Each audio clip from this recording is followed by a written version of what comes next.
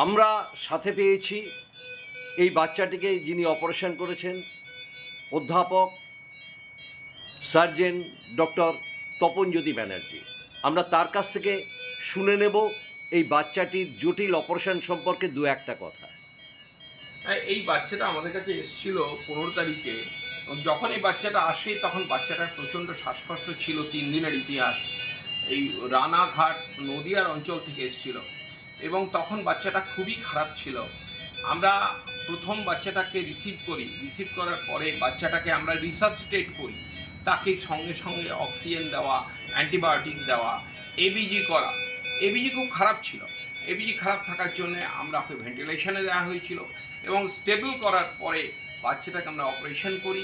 ওর problem যেটা ছিল এটাকে বলে ডায়াফ্রামেটিক হার্নিয়া।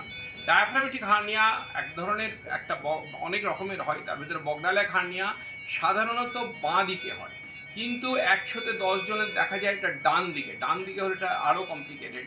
এবং দেখা গেল যে অপারেশন করতে গিয়ে আমরা যেটা পেলাম সেটা হচ্ছে যে স্মল গার্ড, পুরো large gut, even part of liver এই পুরো আছে বুকের মধ্যে, যেটা ডান দিকের ফুসফুসটাকে প্র্যাকটিক্যালি কোলাপস করে দিয়েছে, কিচ্ছু নয়।